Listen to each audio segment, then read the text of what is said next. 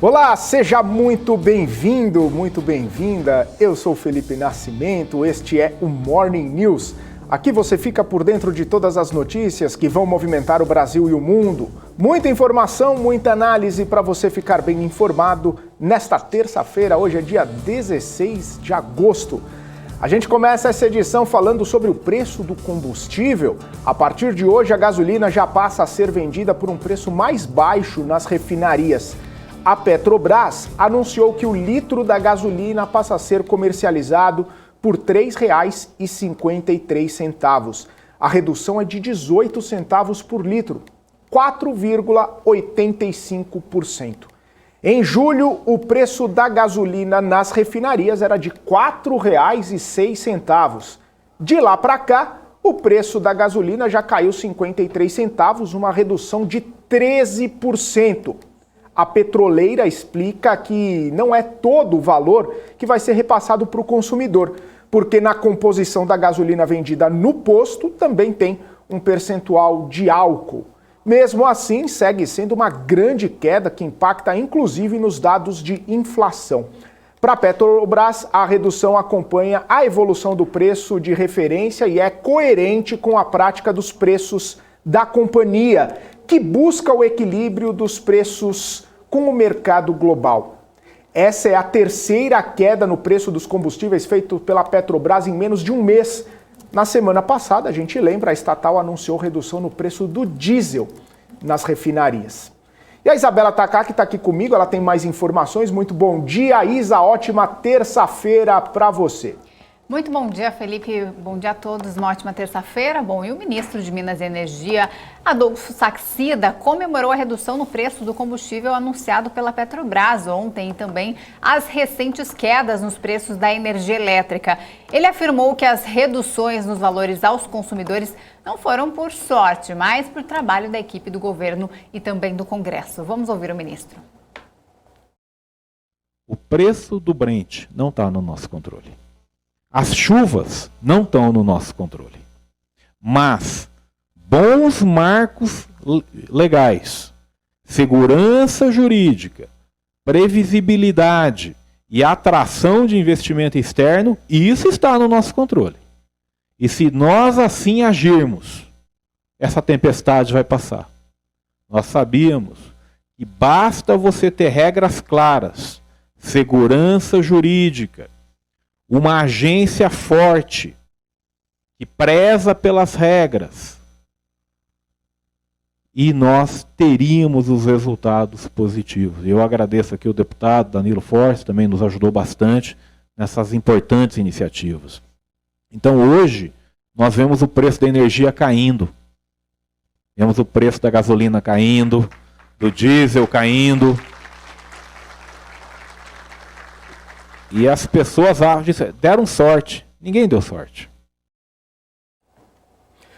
E no mercado financeiro, claro, sentiu esses reflexos. A Petrobras, mesmo com o tombo forte do petróleo no cenário internacional, conseguiu ficar no patamar positivo, como a gente dá uma olhada aqui no gráfico de Petrobras desta segunda-feira. Olha só, uma alta de 0,03%. Mesmo olhando aqui, né, o paviozinho aqui indo bem abaixo, chegando praticamente a ser negociado abaixo aqui do valor anterior, seguindo, né, essa queda do valor do Brent no cenário internacional, quase 5% de queda do petróleo. A Petrobras conseguiu ficar ali nesse meio termo com os investidores um pouco mais otimistas com todo esse movimento aí da empresa reduzindo o preço do combustível, fazendo, né, uns ajustes ali nos seus preços, fazendo um ajuste ali nos seus negócios, investidores de olho nessa movimentação. Mas a gente olha também no gráfico que o Ibovespa fechou o dia numa leve alta, 0,24%. 0,24% aqui nesse pregão, colocando vários pregões ali. A gente teve uma alta de 1, 2, 3, 4, 5, 6, 7, 8 pregões consecutivos. Aí a gente teve uma leve queda aqui na sexta-feira. E aí depois a gente teve segunda, uma grande alta, na verdade essa aqui é sexta-feira, uma grande alta. Na segunda-feira a gente teve essa alta de 0,24%. Mas se a gente for olhar, né, desde o meio de julho aqui, a gente já tem uma elevação de praticamente 17% no Ibovespa. Isso também por conta do fluxo estrangeiro que está voltando para a Bolsa. Segundo dados aqui, né, do fluxo estrangeiro, só na sexta-feira foram mais de 2 bilhões de reais que entraram na Bolsa com o investidor estrangeiro, trazendo de volta aí esse olhar para o Brasil e fazendo com que a Bolsa chegasse aqui até a tocar os 113 mil pontos, fechando em 113.031 pontos, na máxima intradiária 113.214 pontos, uma coisa que a gente não via desde o meio de junho aqui, né? Os 113 mil pontos sendo tocado aí novamente. A gente vê que isso acabou trazendo, né, esse otimismo, essa visão mais positiva.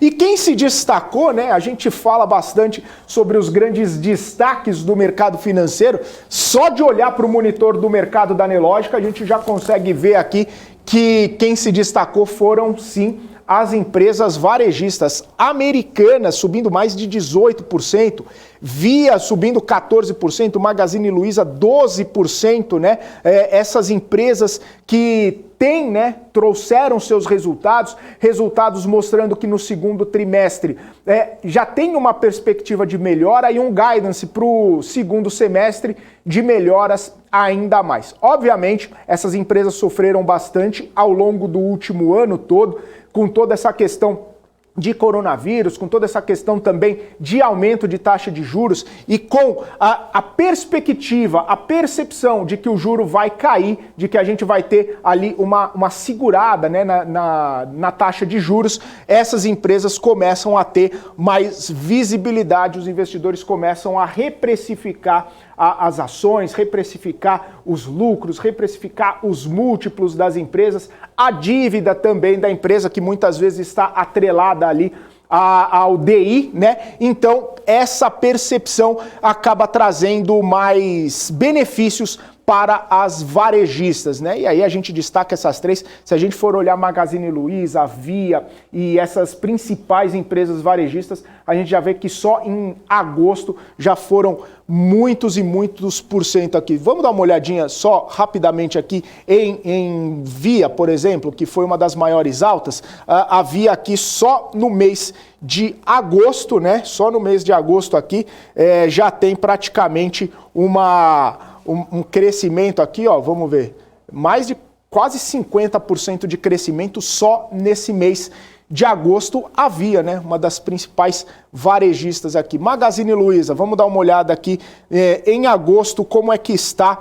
esse desempenho, né, de Magazine Luiza no mês de agosto. Saindo daqui, indo para cá, vamos ver, pegar aqui, praticamente 50% também de crescimento. E aí, só para a gente, a título de curiosidade aqui no nosso Profit da Nelogica, que também tem essa percepção, a gente vê a curva de juros, né?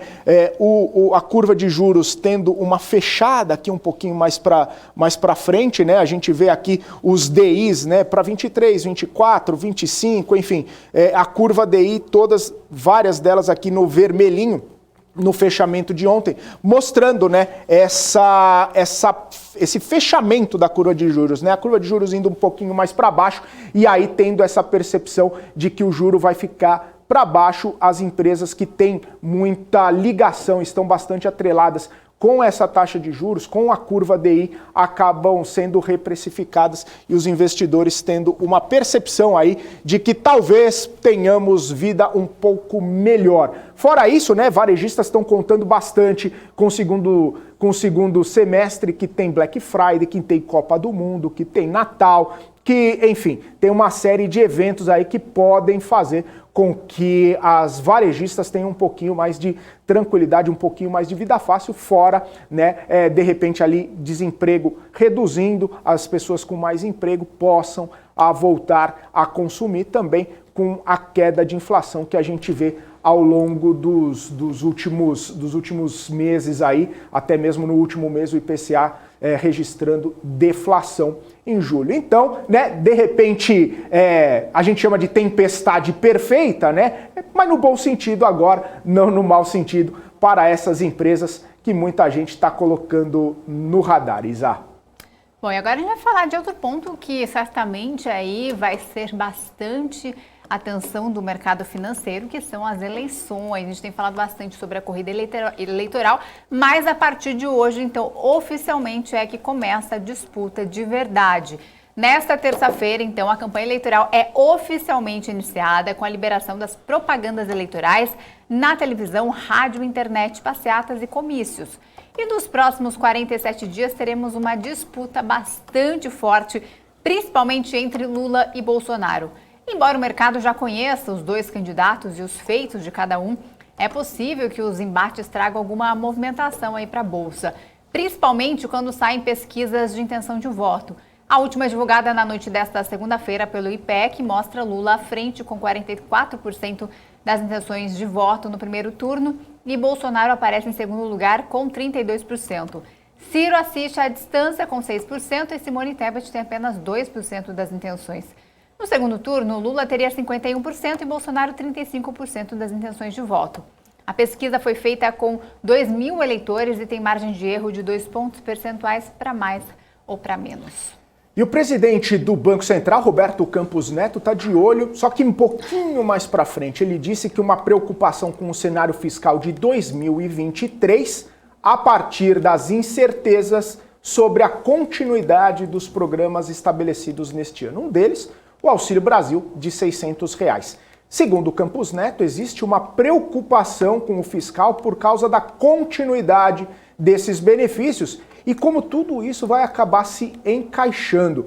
Falou ainda que o debate fiscal vai ter que estar presente no ano que vem de qualquer forma, independentemente de qualquer tipo de prognóstico em relação à política, ou seja, independentemente de quem for eleito neste ano e assumir do ano que vem. E que o futuro presidente vai ter que pensar que qualquer tipo de política vai ter que olhar para o lado da sustentabilidade da dívida e, ao mesmo tempo, para o lado social. O presidente do Banco Central ainda lembrou uma velha frase de que não existe nada mais permanente do que um programa temporário do governo, e é isso exatamente que acaba afligindo um pouco o Banco Central, que tem que comandar ali a política monetária para tentar equilibrar, né, o risco fiscal, passar mensagens para o mercado, mensagens de otimismo para o mercado e também ali controlar a política monetária, tentando trazer a inflação para dentro da meta. Agora vamos falar de resultados. A Companhia Siderúrgica Nacional teve lucro de 369 milhões de reais no segundo trimestre. O valor representa uma queda de 93% na comparação com o mesmo período do ano passado. A CNS disse que o número foi impactado pelo ajuste de preços no segmento de mineração. A geração de caixa também foi impactada, com EBITDA de 60% menor na comparação anual. A dívida da empresa cresceu 59%, chegando a 21 bilhões de reais. E a CSN explica que esse aumento da alavancagem é consequência da variação cambial e dos desembolsos realizados no período, como o pagamento de dividendos e JCP, além de aquisições. E agora, negociando na Bolsa Americana, o Inter reverteu prejuízo e anunciou um lucro de 15 milhões de reais no segundo trimestre. A receita líquida cresceu 88%, chegando a 877 milhões. O Inter apresentou também crescimento no número de clientes, são 22% a mais, chegando a 22 milhões de clientes cadastrados na plataforma do banco. A instituição espera que até o fim do ano, cerca de 1 milhão de clientes já comecem a usufruir de uma conta corrente global, com cartão de débito internacional e também possibilidade de fazer transferências para diversos países. Tudo dentro do próprio aplicativo do Inter, que já existe hoje. Já o Nubank registrou um prejuízo de quase 30 milhões de dólares no trimestre, um crescimento de 96% na perda financeira. Por outro lado, no lucro líquido ajustado, o banco teve lucro de 17 milhões de dólares. O resultado ajustado é obtido ali por despesas com remuneração baseada em ações e efeitos tributários. A receita do banco cresceu 244% e o número de clientes subiu 56%. Segundo o banco, a instituição tem mantido a capacidade de reinvestir lucro na expansão e melhorias nas operações, incluindo as do México e também da Colômbia. É isso aí, para saber mais resultados ou as principais notícias, é só acessar o nosso portal bmcnews.com.br. Eu estou com o nosso portal aqui na tela. Olha só, BMC News, a gente tem as cotações aqui, né? As principais cotações dos títulos das ações do Ibovespa, e aqui a gente tem o nosso painel de notícias. Aqui eu já estou na aba de notícias, não está na home. Então a gente tem notícias da Itaúsa, que trouxe lucro líquido aí, inclusive Itaúsa vai distribuir um caminhão de dividendos aí, quem gosta de Itaúsa e está sempre reclamando um pouquinho ali de pequenos dividendos, né? Cerca de 1 centavo, 2 centavos por mês ali. Dessa vez, Itaúsa vai distribuir bastante dividendo. Também tem Melios, casas de análises, revendo preço-alvo de Taurus, enfim. Todas as notícias do mercado financeiro você encontra aqui no nosso portal, Isa. Bom, e agora a gente vai para os destaques internacionais, porque o Walmart divulgou seu resultado agora há pouco. A empresa teve um lucro líquido de 5,15 bilhões de dólares. O lucro por ação ficou em $1,77, mas as vendas cresceram mais de 8%. Os números vieram acima da expectativa do mercado. O balanço do gigante do varejo americano é importante aí para dar uma referência sobre o consumo nos Estados Unidos. Mesmo não refletindo ainda o recuo da inflação e da atividade, porque ainda mostra os dados do segundo trimestre, os números do Walmart podem reforçar aí a aposta do mercado de que o Fed não seja tão agressivo no aperto de juros nas próximas reuniões. Após os números, as ações do Walmart subiam mais de 3% no pré-mercado.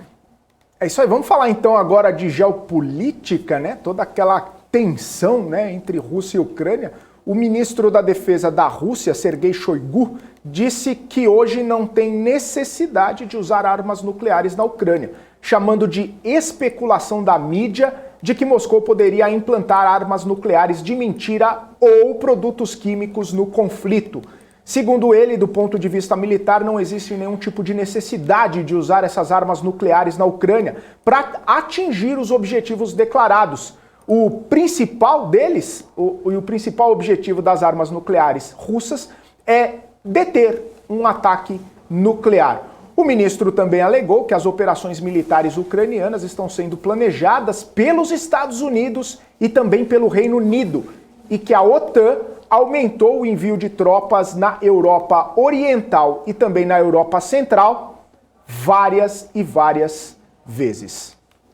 O porta-voz da ONU, Dujarric, disse que a Agência Internacional de Energia Atômica vai assumir a usina nuclear de Zaporizhia, no sudeste da Ucrânia, onde os bombardeios continuam se a Rússia e a Ucrânia concordarem. Ele também refutou ali a alegação da Rússia de que as Nações Unidas interferiram na visita da equipe de inspeção da agência, dizendo o seguinte, que o secretariado da ONU não tem essa autoridade para obstruir ou interromper as atividades da agência. Tanto a Rússia quanto a Ucrânia expressaram desejo de que os inspetores ali da agência da usina nuclear os visitem. O Ministério da Defesa da Rússia anunciou ontem que o ministro da Defesa russo, Sergei Shoigu, manteve ali um telefonema com o secretário-geral da ONU, Antônio Guterres, para discutir as condições para a operação segura da usina nuclear de Zaporizhia.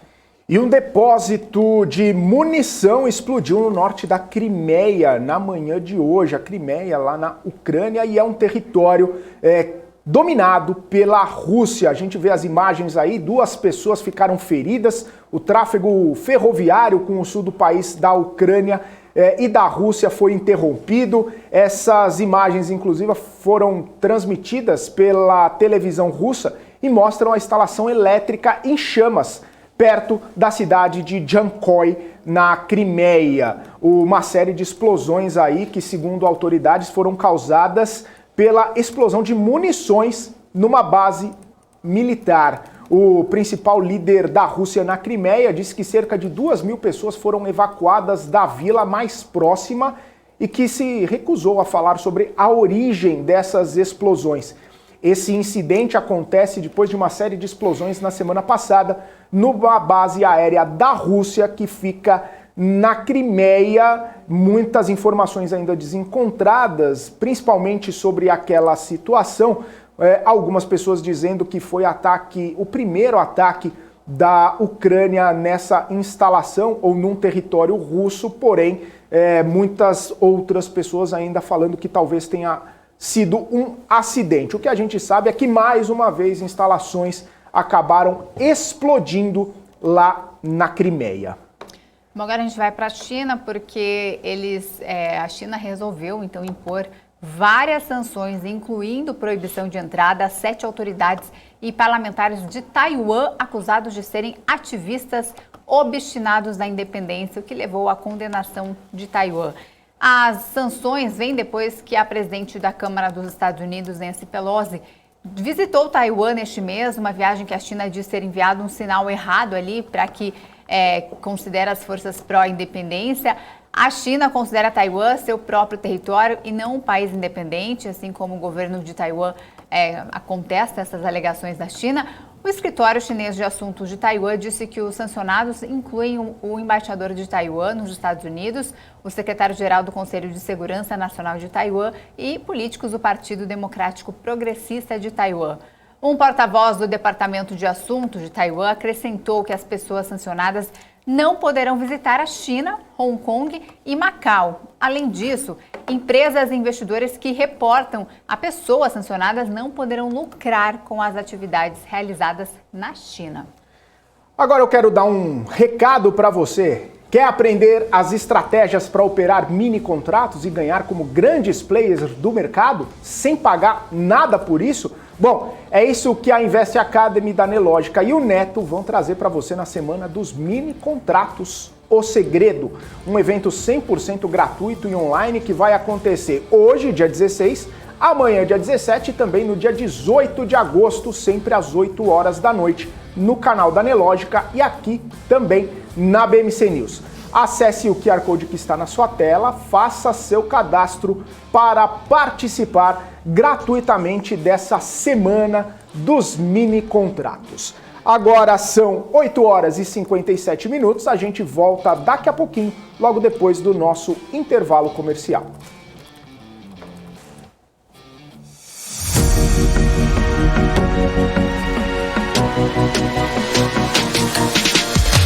BMC News, informação que gera valor.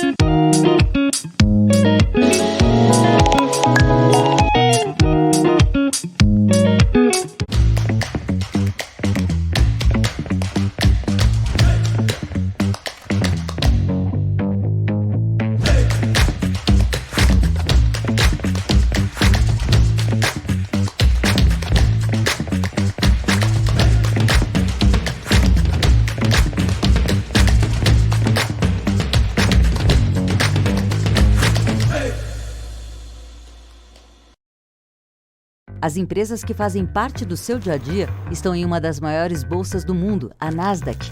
E a boa notícia é que você pode investir nessas empresas diretamente pela Avenue, sua corretora nos Estados Unidos. Com os dados das ações dos Estados Unidos fornecidos pela Nasdaq em tempo real, o cliente Avenue pode acessar diretamente as maiores bolsas do mercado americano. Entre neste mercado de tecnologia e inovação. Acesse avenue.com.br/Nasdaq e seja bem-vindo ao mercado global. Um dia inteiro, 8 horas de palestras, 6 painéis temáticos, grandes nomes do mercado financeiro. Sara Invest Day, o evento sobre política, economia e investimentos. Troque experiências com quem está há anos no mercado financeiro. Um dia completo de imersão. Dia 20 de agosto de 2022. Sara Invest Day. Quer aprender as estratégias para operar mini contratos e ganhar como os grandes players do mercado sem pagar nada por isso? Bom, é isso que a Invest Academy da Nelogica e o Neto vão trazer para você na Semana dos Mini Contratos. O Segredo. Um evento 100% gratuito e online que vai acontecer nos dias 16, 17 e 18 de agosto, sempre às 20 horas no canal da Nelogica e da BMC no YouTube. Acesse o QR Code que está aqui na tela e faça seu cadastro para participar. Estamos de volta, 9 horas em ponto, e a gente está ao vivo aqui no Morning News com os principais assuntos, as principais notícias para você ficar bem informado e fazer bons negócios ao longo desta terça-feira. E agora eu chamo o Reinaldo Legrazi, gestor da Panambi Capital, que está aqui conosco para um bate-papo nessa terça-feira. Reinaldo, mais uma vez, seja bem-vindo aqui à BMC News, sempre um prazer falar contigo, bom dia. Bom dia, Felipe, obrigado pelo convite, à disposição.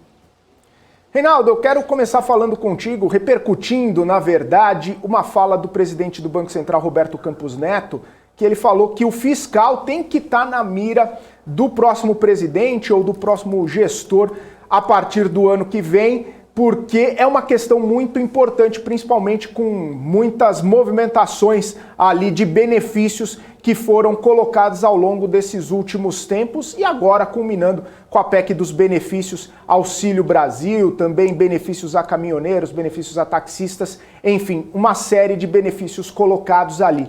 Queria saber como que fica a sua visão, né, para essa questão fiscal, como que o mercado está interpretando essas movimentações, esses benefícios, e se a partir do ano que vem a gente pode ter algum tipo de movimentação mais complexa ali, ou de repente um pouco mais perigosa, né, para a parte fiscal do Brasil, e quais os reflexos que isso pode trazer para a nossa economia e para o nosso mercado?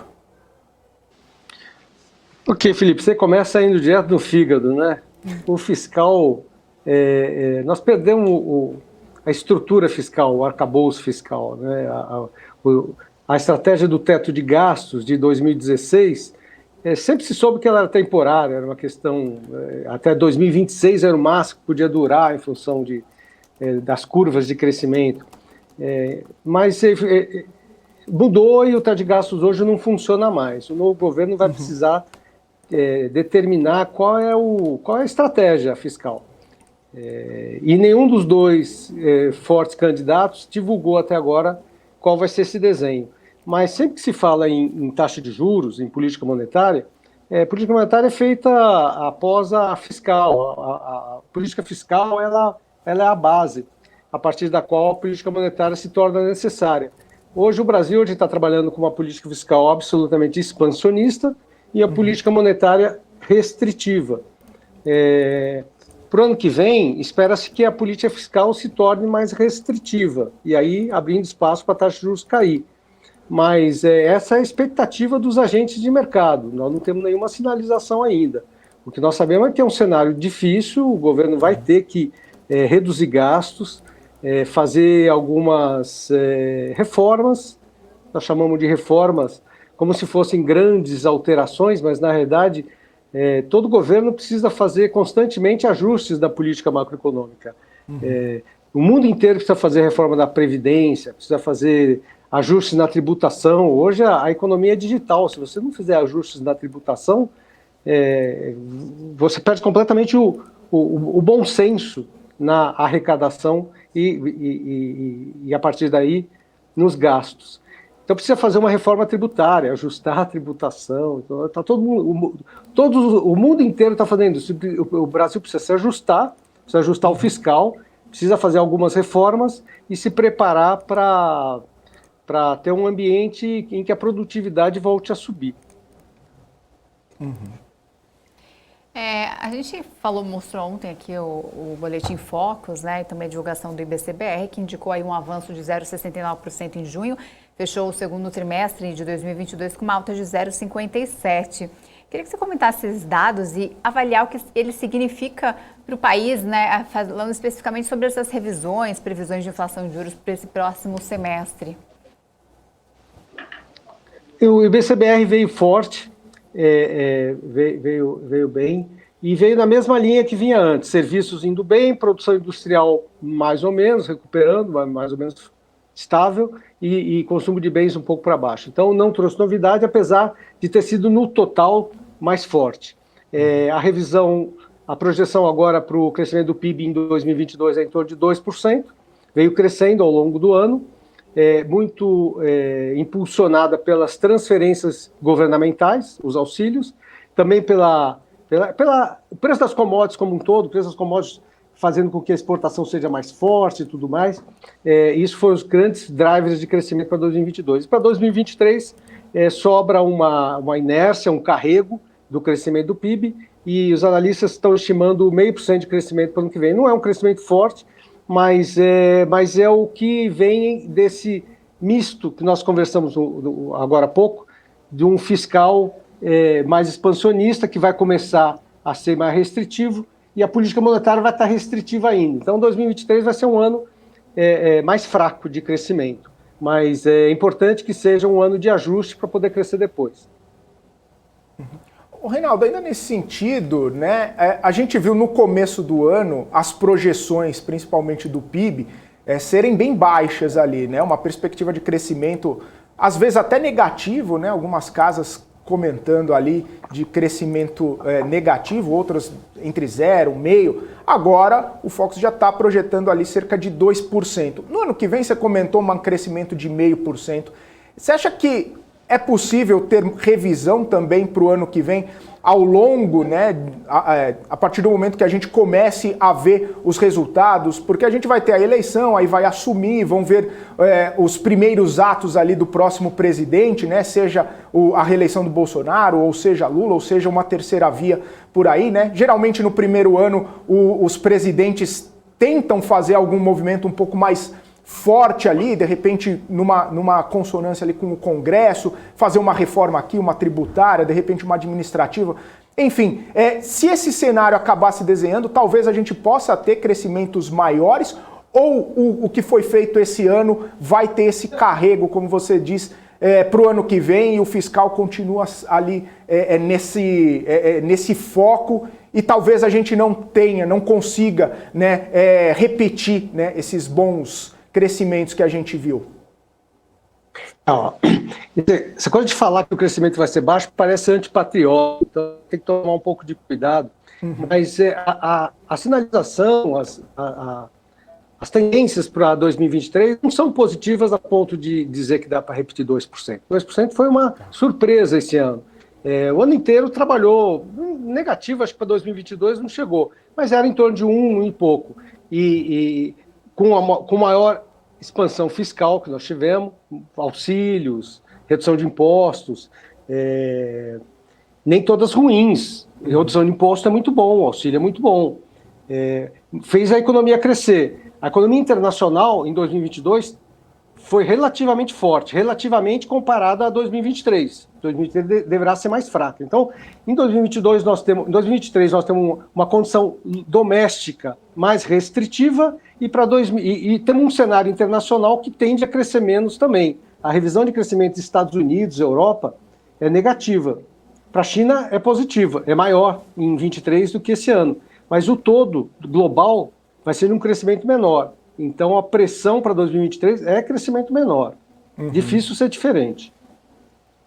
Certo. Já que você falou, né, nesse ponto global, eu queria falar também da economia dos Estados Unidos, né, que ainda não recebeu ali um memorando de aviso de que ela deveria realmente entrar em recessão. O relatório do PIB divulgado em 28 de julho mostrou uma economia ali que havia se contraído pelo segundo trimestre consecutivo, levando aí os analistas a insistirem que a temida recessão já havia chegado, até por conta ali daqueles dois resultados do PIB. Qual que é a sua opinião? Você acredita que realmente ainda esse ano vai haver uma recessão maior aí, global, indo de encontro aos Estados Unidos e Europa?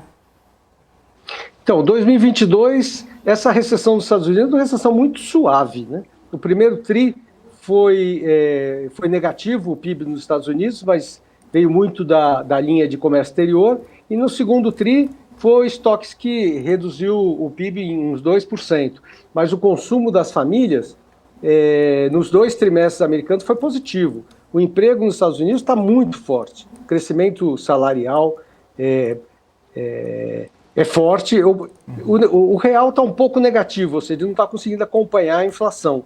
Mas quando você... todas as outras métricas, a quantidade de vagas por disponibilidade de trabalhador é quase 2 vezes. Quem troca de emprego consegue empregos melhores. Isso, nos Estados Unidos, é acompanhado, é traqueado. Então, assim, a economia dos Estados Unidos não está fraca, ela está muito forte. O consumo está sustentando. Para o segundo semestre de 2022 e 2023, tem uma desaceleração a caminho. Chamar de recessão, que aconteceu nesses 2 tris, eu acho assim, um pouco de forçação de barra. Eu acho que foi assim, um crescimento baixo, um ajuste do ciclo econômico. Todo ciclo econômico sobe, baixa, é natural.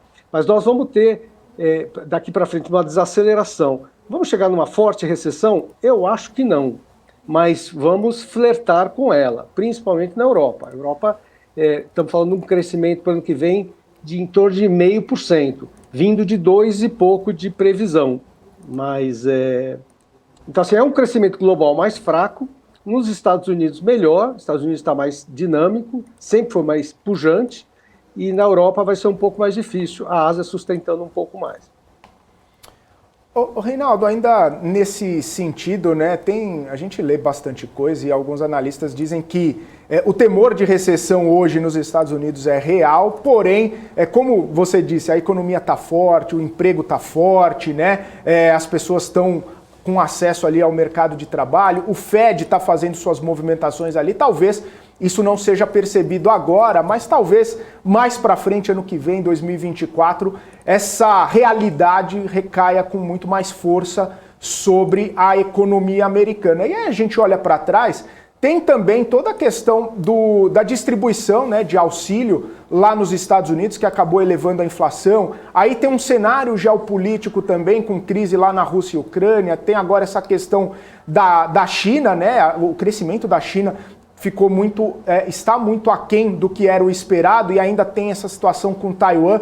Você acha que, de repente, a tempestade para os Estados Unidos ainda está por vir? Então, isso que a gente está vendo ainda é uma questão mais de acomodar esses indicadores, e aí lá para frente vai ser uma coisa pior, e aí teremos uma reação, né, também em cadeia para os emergentes, inclusive Brasil? Se tivesse esse cenário que você falou, para os emergentes, inclusive o Brasil, é muito ruim. Nós estamos caminhando para isso? Bom, então eu vou falar um pouco sobre a minha opinião. Hoje não parece que estejamos caminhando para um cenário mundial ruim, não parece. Porém, eu estou um pouco preocupado, tá certo que tem um viés um pouco preocupado quando a gente faz esse tipo de análise, mas estou um pouco preocupado porque o combate à inflação no mundo desenvolvido parece que está muito fraco. Parece que está frouxo. Estados Unidos, o Fed está fazendo um bom trabalho, é um ambiente muito desafiador, muito difícil, que se enfrentou nos últimos 15 anos, mas o Fed piscou. Então, fez um discurso mais suave na última reunião, amanhã vai sair a ata do Fed, vamos ver o que tem lá. Eu imagino que não tenha muita novidade. E os mercados bombaram. E junto com isso, a expectativa de inflação global, a expectativa de inflação futura caiu. Só que a taxa de juros real é muito baixa, a inflação é alta, os núcleos de inflação nos Estados Unidos estão muito fortes, e a taxa de juros real continua negativa, muito negativa, emprego muito forte, e o Banco Central piscou. Se esse cenário de inflação não desacelerar, porque o mercado está animado porque commodities caiu, né? Se esse cenário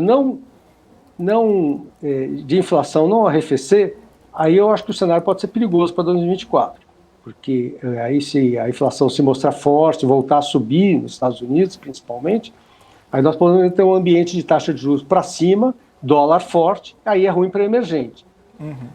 Hoje essa não é a opinião consensual, o mercado está mais construtivo, o mercado está considerando que inflação, que commodities para baixo, como está vindo hoje, principalmente energia, vai segurar a inflação, com a inflação um pouco mais baixa, vai cair, cai devagar, mas a taxa de juros, mais ou menos onde está estabelecida as curvas, está adequado e bola para frente. Se for isso, o cenário não é ruim, mas eu estou preocupado com a pressão inflacionária. Eu acho que a pressão é mais forte do que isso, e a principal razão foi você mesmo que falou, Felipe.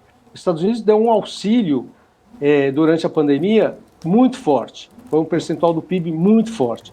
E antes disso, durante 12 anos, da crise financeira até 2020, até a pandemia, também foi um ambiente de muita expansão monetária. Então teve expansão monetária fortíssima durante 12 anos, aí nos últimos 2, 3 anos tivemos fiscal mais monetária. Não é só commodity que está fazendo a inflação subir, é principalmente esse cenário fiscal e monetário. Então, commodity para baixo, eu tenho dúvida se vai derrubar a inflação. Mas se derrubar, ótimo, nós vamos em frente com o cenário mais ou menos como está. Senão, o ano que vem pode ser um ano mais perigoso um pouco. Uhum. E você comentou essa questão das commodities para baixo, principalmente energia. A gente tem visto essa movimentação do petróleo, que acaba, inclusive, culminando nessa notícia que a gente deu hoje de redução no preço da gasolina nas refinarias feito pela Petrobras. Ainda está alto, né, na comparação anual, ainda subiu bastante o preço do petróleo, mas a gente vê um arrefecimento e também impactando na nossa inflação aqui. Reinaldo, você vê uma possibilidade da gente ter uma inflação menor ainda, essa inflação continuar caindo, a exemplo do que a gente viu em julho, ter essa deflação ainda nessa perspectiva de petróleo, de energia elétrica, a gente consegue ter esse cenário talvez um pouco até melhor na inflação aqui no Brasil com esse cenário? A inflação... Teve uma convergência da previsão, da estimativa de inflação aqui no Brasil. Os analistas trabalhando com 7 e pouco para esse ano e 5,5 para o ano que vem. 5,3, 5,3, 5,5 para o ano que vem. Julho foi deflação, agosto vai ser deflação também. A partir daí, outubro, novembro, o IPCA deve ficar em torno de 0,5%, que é bastante razoável. Então, para o curto prazo, nós estamos com uma visibilidade nos índices de IPCA razoável agora. Quando para o Brasil crescer o ano que vem, vai conseguir crescer sem inflação, aí depende um pouco de tudo que nós falamos. Fiscal no Brasil, ajustes via reformas, depende do crescimento econômico, da taxa de juros internacional, aí vai depender um pouquinho, mas parece que a inflação está mais ou menos ancorada aí em torno de 5 e pouco. Vai cair devagar no Brasil, mas no mundo também vai cair devagar. Mas tudo bem, se estiver caindo... ter paciência, fazer o ajuste com calma, não precisamos derrubar a economia para fazer a inflação voltar à meta muito rapidamente. Então faz isso com calma, a economia vai se ajustando. Esse é o processo. Então, assim, do ponto de vista de inflação no Brasil, eu acho que nós temos alguns meses de calmaria.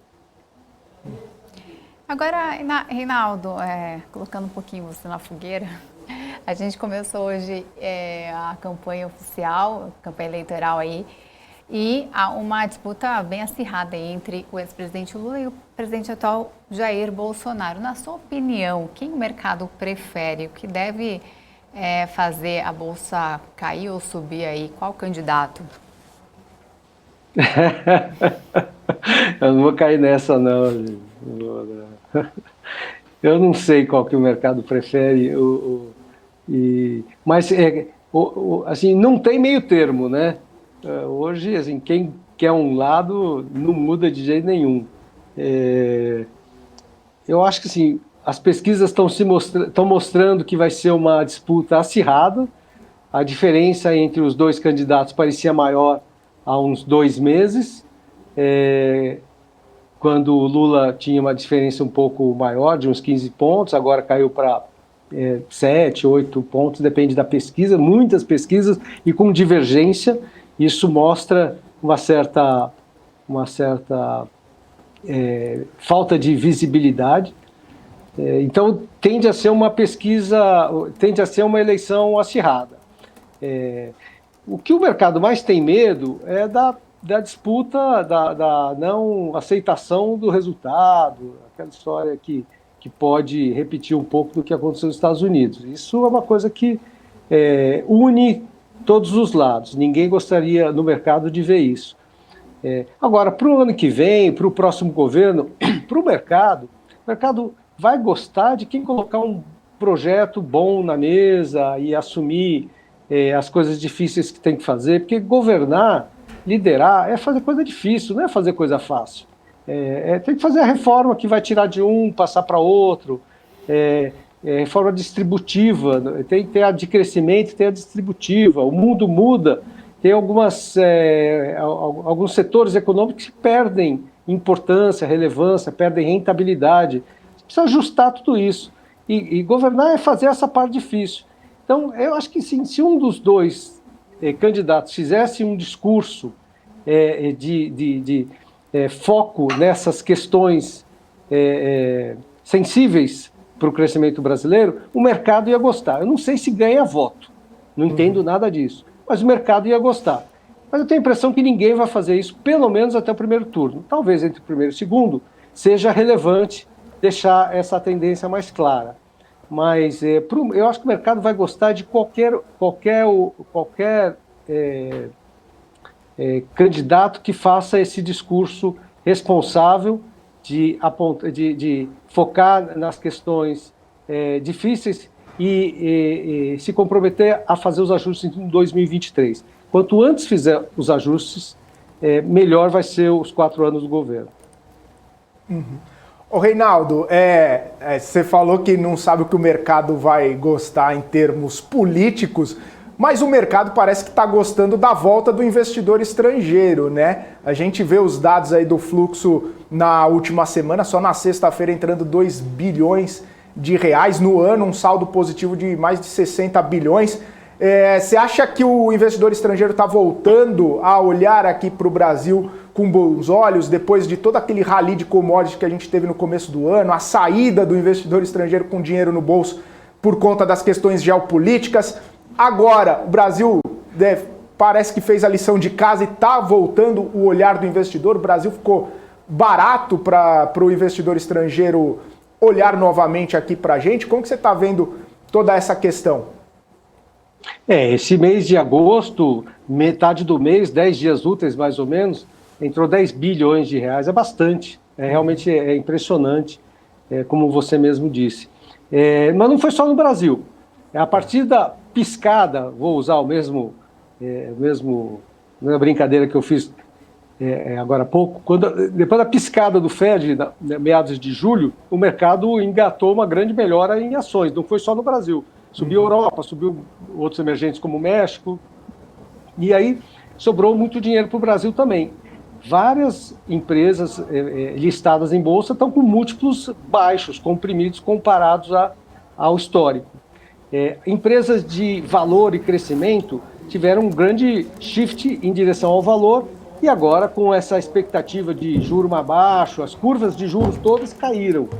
Aí você faz a conta do valor presente, do fluxo que as empresas vão gerar, e numa taxa mais baixa o valor presente é maior e o mercado comprou muitas empresas de crescimento, não só aqui, no Brasil também. Você vê as techs como reagiram. As techs tiveram uma safra de resultados boas nos Estados Unidos, ajudou a puxar, a taxa de juros caiu, puxou mais, aí vai dinheiro para todas as empresas de crescimento. Então o Brasil não entrou dinheiro só no Brasil, isso foi no mundo inteiro. O real não foi só a única moeda emergente que valorizou, todas as moedas emergentes valorizaram. Então foi um fluxo global a partir de uma análise de que a taxa de juros necessária para controlar a inflação nos Estados Unidos, principalmente, é mais baixa, que o Fed vai por esse caminho, e o mercado jogou as taxas para baixo. Faz as taxas para baixo, o preço de ação fica proporcionalmente barato, entra dinheiro. Então o Brasil recebeu bastante dinheiro, mas não foi o único.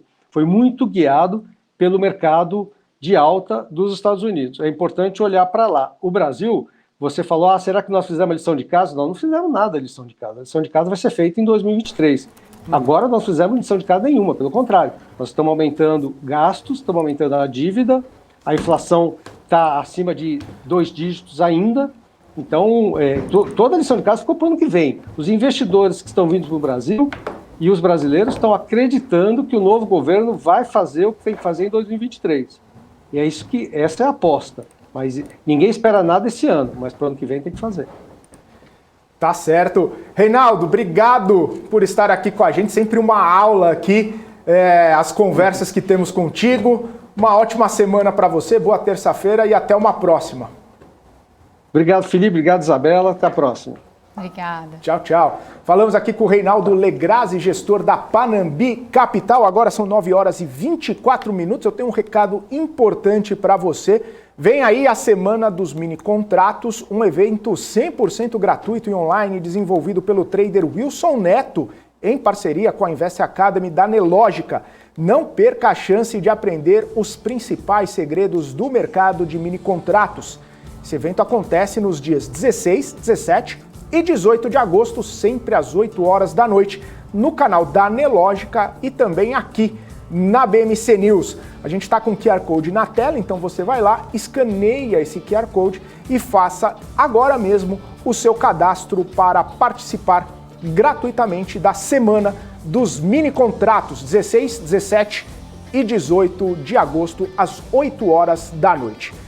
E a gente volta daqui a pouquinho, depois do intervalo, direto lá para Brasília, as últimas notícias da capital federal. Fique com a gente.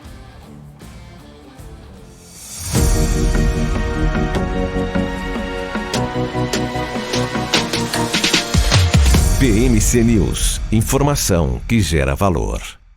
A CapTable é a maior plataforma de investimentos em startups do Brasil que conecta você, investidor, a essa nova economia.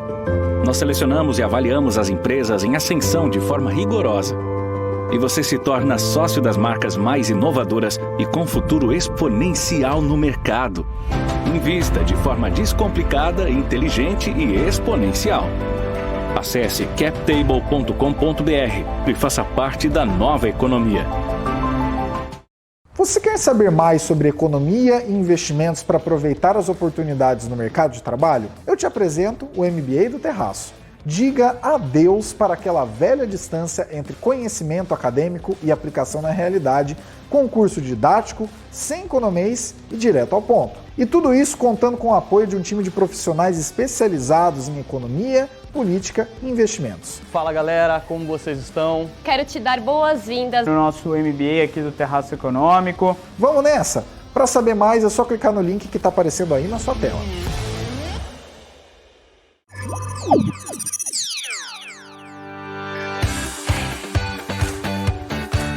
Aqui você pode negociar índices como o DAX, Nasdaq e S&P 500 e commodities como soja, cobre, petróleo e café.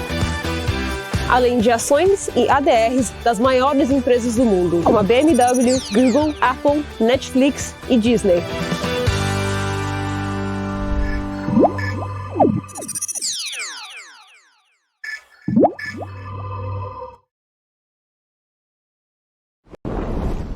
Notou a inflação explodindo recentemente? Preço da gasolina? O seu dinheiro está desaparecendo? Rentabilize suas criptomoedas com a Bybit Ganhos. Tudo isso em uma plataforma intuitiva, segura e dinâmica. Não perca mais tempo, porque tempo é dinheiro. Abra sua conta hoje mesmo. Bybit.com. Quer aprender os segredos dos mini contratos em um evento 100% gratuito? Acesse o QR Code que está aqui na tela e saiba mais sobre essas aulas exclusivas. Dias 16, 17 e 18 de agosto. Não perca! Estamos de volta agora, 9h28 e a gente vai direto a Brasília conversar com a Kelly Cali. Bolsonaro, Lula, Temer e Dilma devem se encontrar hoje numa cerimônia no Palácio do Planalto. Anfitriões, Alexandre de Moraes, Ricardo Lewandowski, na posse lá do TSE, o Tribunal Superior Eleitoral. Kelly Cali tem as informações. Muito bom dia, Kelly. Como deve ser esse encontro entre o presidente e os ex-presidentes e, claro, né, também adversários nessa corrida eleitoral que começou hoje. Bom dia, Kelly. Oi, Fê, bom dia, Isa, bom dia a todo mundo que está amanhecendo aí com a gente aqui no Morning, tá? Esse encontro que a gente nem sabe se vai ser um encontro de fato, está dando o que falar desde ontem, né, devido a esse cenário de estremecimento ali nessa perspectiva eleitoral, questionamento sobre as urnas eletrônicas, enfim. Então, tanto o Alexandre de Moraes como o Lewandowski, eles vieram pessoalmente na semana passada aqui ao Palácio do Planalto para entregar, né, o documento, né, o convite para a cerimônia de logo mais, em que todos os dois vão tomar posse na presidência ali do TSE, né? A gente sabe que o Moraes vai ser o presidente pelos próximos 2 anos, e por outro lado, o Lewandowski vai ser ali o vice-presidente da corte também por 2 anos, né? Primeiro, eu fui tentar entender se esse procedimento de entrega pessoal, personificada, né, do convite, é um procedimento padrão, e sim, não foi nada que os ministros fizeram fora ali do que deveria ocorrer. Eles vieram cumprir ali um rito ali oficial de entrega desse tipo de convite para esse tipo de cerimônia, tá? Então, não há que se haver nenhum espanto aí pelo fato do Lewandowski e do Moraes terem vindo aqui ao Planalto entregar o convite não só do presidente Jair Bolsonaro, mas também de ministros, né, que compõem aqui, que tomam assento aqui no Palácio do Planalto, como, por exemplo, o Ciro Nogueira, que é ministro-chefe da Casa Civil, né? Então, essa cerimônia está prevista para começar logo mais às 19 horas, tá? E aí ela põe o presidente Jair Bolsonaro e o ex-presidente Lula, são os dois que estão ali na ponta dessas pesquisas eleitorais, né? O Lula figurando como primeiro, né, nas intenções de voto, e o Bolsonaro como segundo. Eles, apesar de estarem no mesmo ambiente, porém, não necessariamente eles vão, de fato, ali ter algum momento juntos. Isso porque o Bolsonaro, como presidente, ele vai ficar junto com autoridades, ministros, enfim. E o ex-presidente Lula, como convidado, ele vai ocupar assento na plateia, tá? Então, não há que se falar ali nesse encontro necessariamente ocorrendo. Há uma expectativa, né, pelo fato, né, ali do rito e pelo fato ali também do decoro, né, dentro das instituições, como o ex-presidente Lula é ex-presidente e como o Bolsonaro é presidente, então a ideia é que eles se cumprimentarem, tenham um cumprimento minimamente formal, né, mas isso não é garantido que vá